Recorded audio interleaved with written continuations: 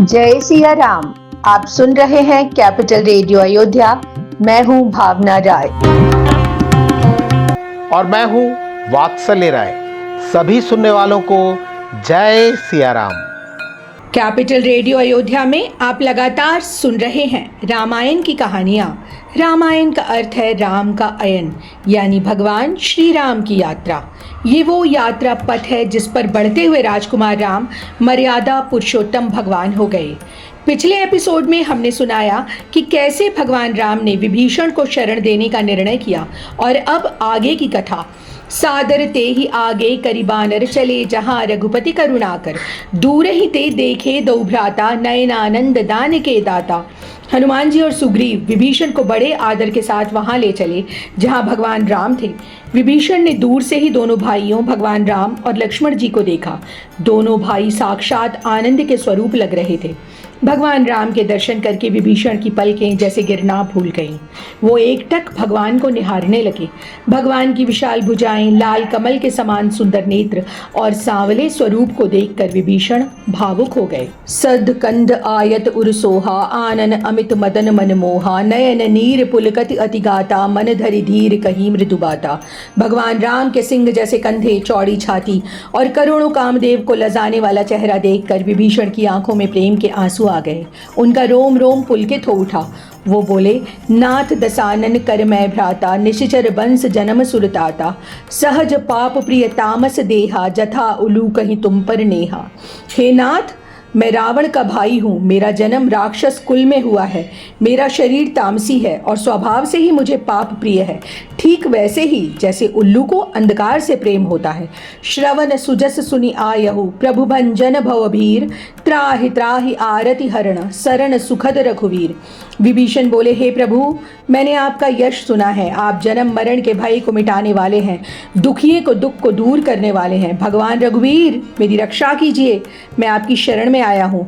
विभीषण ने भगवान राम को दंडवत प्रणाम किया। भगवान राम ने विभीषण को उठाया और अपने गले से लगाया। अनुज सहित मिली ढिग बैठारी, बोले बचन भगत भयहारी, कहु लंकेश सहित परिवारा, कुशल कुठार बास तुम्हारा। लक्ष्मण जी से मिलने के बाद भगवान राम ने विभीषण को अपने पास बिठाया और पूछा, हे लंकेश, परिवार सहित अपनी कुशलता कहो। खल मंडली बसहु दिन राती, सखा धर्म बिन निभहि कही भांति। भगवान राम ने पूछा कि जहाँ दिन रात दुष्टों की टोली रहती है, वहाँ आपका धर्म कैसे निभ पाता है। मैं जानता हूँ कि आप नीति को जानने वाले हैं और आपको अनीति तो पसंद ही नहीं है। बरुभल बास नरक कर ताता, दुष्ट संग जनि देहि विधाता। विभीषण ने बोले, हे प्रभु, नरक में रहना फिर भी ठीक है, लेकिन विधाता कभी दुष्टों का साथ ना दे। अब आपके चरणों के दर्शन करके मैं पूरी तरह कुशल हूँ। आपने मुझे अपना सेवक मानकर मुझ पर दया की है। तब लगी कुशल न जीव कहूँ, सपने हूँ मन विश्राम, जब लगी भजतन राम कहूँ, शोक धाम तज काम। विभीषण कहने लगे कि जब तक जीव अपनी इच्छाओं को छोड़कर भगवान राम का भजन नहीं करता, तब तक उसे सपने में भी शांति नहीं मिलती। काम, क्रोध, लोभ और मोह तभी तक हृदय में डेरा डाले रहते हैं जब तक धनुष बाण को धारण करने वाले भगवान राम हृदय में नहीं बस जाते। ममता तरुण तमी अधियारी, राग द्वेष उलूक सुखकारी, तब लगी बसत जीव मन माही, जब लगी प्रभु प्रताप रवि नाही। ममता वो अंधेरी रात है जिसमें राग द्वेष रूपी उल्लू पनपते हैं। ये रात तभी खत्म होती है जब आपके प्रताप का सूर्य उदय होता है। हे भगवान, अब आपके दर्शन पाकर मेरे सब डर मिट गए हैं। जा स्वरूप मुनि ध्यान न आवा, ते ही प्रभु हर्ष हृदय मोहि लावा। विभीषण बोले कि हे प्रभु, मैं नीच स्वभाव का राक्षस हूँ। मैंने तो कभी कोई शुभ काम ही नहीं किया। आपके रूप का ध्यान बड़े बड़े मुनियों को भी हो पाता है, लेकिन हे प्रभु, आपने स्वयं हर्षित होकर मुझे अपने हृदय से लगा लिया। मेरा भाग्य है कि मैंने उन चरणों के दर्शन किए जिनकी पूजा ब्रह्मा जी और भगवान शिव करते हैं। जो नर होई चराचर द्रोही, आवे सभय शरण तकी मोही, तज मद मोह कपट छल नाना, करऊ सद्य ते ही साधु समाना। भगवान राम ने कहा, हे मित्र विभीषण, सुनो, मैं तुम्हें अपना स्वभाव बताता हूँ। कोई मनुष्य चाहे पूरे संसार का द्रोही क्यों न हो, लेकिन अगर वो मोह और कपट को त्याग कर मेरी शरण में आ जाए तो मैं उसे तुरंत साधु के समान बना देता हूँ। जो व्यक्ति संसार के सारे रिश्तों का मोह छोड़कर अपना मन मेरे चरणों में लगा देता है।